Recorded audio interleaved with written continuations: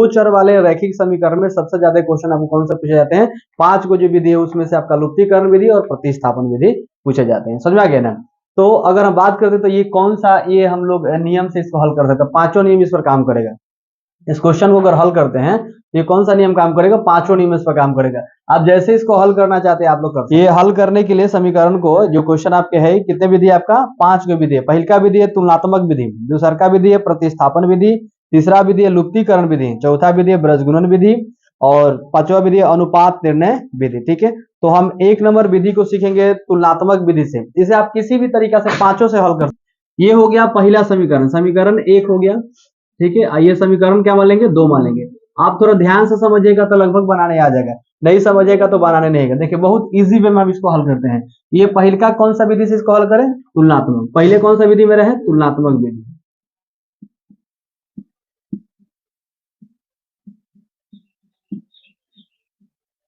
ये हम हल करेंगे तुलनात्मक विधि से। ठीक है, सब लाइन बाय लाइन हम पांचों इसी पर क्वेश्चन पर हल कर देंगे, या अन्य प्रकार से क्वेश्चन आएगा तभी। हम एक एग्जांपल लिए आप लोगों को समझाने के लिए, बाकी हम लोग बाद में चर्चा करेंगे। देखिए सबसे पहले अगर बात करें तुलनात्मक, पहले ए को उठाएंगे। यहाँ पर पहला में रहे 2x प्लस क्या है 3y बराबर 19 है। ठीक है, यहाँ पर ले लिए। अब तुलना करेंगे, तुलना के मतलब जैसे एक से दूसरे को तुलना करेंगे, तुलना करके उसे हल कर देंगे, एक्स वाई का मान मेरा निकल जाएगा। इसमें से आप कॉमन ले लीजिए 3y ले लेंगे, दोनों में से ये कॉमन ले चाहिए, दोनों में से कोई सा कॉमन ले लीजिए। तो यहाँ पर हो जाएगा 19 का 19 रहेगा। हाई देखिए प्लस है, अब बराबर के पहले है तो बराबर के बाद उधर भेज देना, तुलना कर रहे हैं यहाँ पर। तो देखिए यहाँ पर क्या हो जाएगा 2x हो जाएगा। आगे समझ में सब लोग को? यहाँ पर हमने 3y कॉमन ले लिया तो बचा मेरा 2x और 19 बचा, तो 19 का तो 19 लिखेंगे यहाँ पर। बराबर के पहले 2x है वो भी प्लस में है तो उधर जाएगा तो क्या हो जाएगा बराबर के बाद माइनस में हो जाएगा और 2x वहां पर जा सकता है। आपको पता है कि तुलनात्मक उधर हम लोग भेज सकते हैं। तो यहाँ पर ऐसा तो करना जाएगा सबको, ये तुलनात्मक विधि है, माइंड में बिठा लीजिए।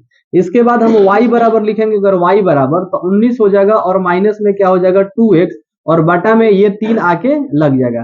तो देखिए y का मान आ गया इतना, बहुत बड़ा आ गया। ये थोड़ा सा डिफिकल्ट है यहाँ पर है, लेकिन कोई बात नहीं, ये तुलनात्मक विधि तो इतना आपको हल करना पड़ेगा। समझ में आ रहा है ना? तुलनात्मक विधि इसलिए आपको हल करना इतना पड़ेगा। ठीक है, अब देखिए बात करते हैं, y का मान सबको निकालने आ गया, यहाँ तक क्लियर है। अब इसको लेंगे यहाँ पर, इसको तुलना करते हैं। इसको तुलना करेंगे तो यहाँ पर लिखेंगे 3x प्लस 4y बराबर 26 हो जाएगा। ठीक है, अब इसको देखिए हम क्या करेंगे, अगर इसमें भी हम 4y ले लेते हैं, इसमें भी तुलना दोनों सेम करेंगे तब आपको x y का मान निकालने में आसानी हो जाएगा।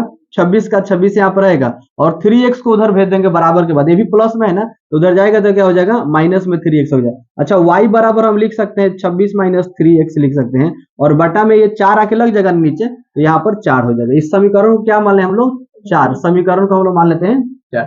यहाँ पर बोलिए डाउट है किसी को? समीकरण 1 2 3 4 आप इसे भी 1 मान सकते हैं, इसे भी 2 मान सकते हैं, लेकिन 1 2 पहले से इसलिए 3 4 इसे मानेंगे। यहाँ तक सबको समझ में आ रहा है यहाँ पर?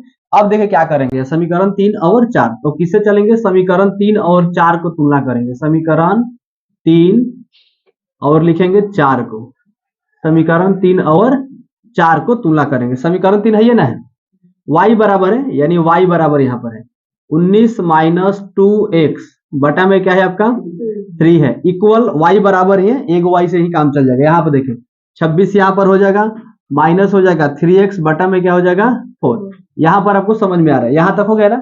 अब देखिए तुलना करें तो ऐसा बराबर में रहता है तो क्रॉस गुना कर देना यहाँ पर, तो y बराबर यहाँ पर लिखते चलेंगे, दोनों के लिए y है। यहाँ पर गुना करेंगे तो यहाँ पर हो जाएगा, इसमें डायरेक्ट गुना कर सकते हैं, यानी 4 इंटू में रहेगा और 19 कर देंगे और माइनस में हो जाएगा 2x, इक्वल में यहाँ पर 3, यहाँ पर हो जाएगा 26 माइनस 3x।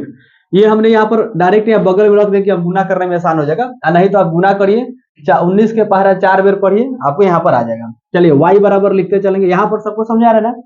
अब देखिए इसमें गुना करिए तो 19 के पहरा 4 बार पढ़िए, कितना हो जाएगा 76 हो जाएगा ना? यहाँ पर देखिए माइनस, अब 4 2 के पहरा 4 बार पढ़िए, यानी 4 के पहरा 2 बार तो कितना हो जाएगा 8 और 1 से तो साथ में x रहेगा यहाँ पर, इक्वल यहाँ पर 26 का पहरा 3 बार पढ़िए तो 36 18 और 3 दूना 6 आई कितना हो जाएगा 7 हो जाएगा, तो 36 18 और 3 दूना 6 7। यहाँ पर 3 के पहरा फिर 3 बार पढ़ेंगे तो 3 3 कितना हो जाएगा 9, 1 से तो 1 से यहाँ पर दे देंगे। अब चलिए y बराबर यहाँ पर लिखते चलते हैं। अब यहाँ पर देखिए ध्यान दीजिए, ये अगर इसको इधर लाते हैं इसको उधर लेके जाते हैं, दोनों को x जगह रखेंगे। अगर 76 यहाँ पर है मेरा, इसको 78 इधर लाते हैं तो माइनस में हो जाएगा 78, भाई प्लस में है तो बराबर के बाद इधर आएगा तो क्या हो जाएगा, माइनस हो जाएगा।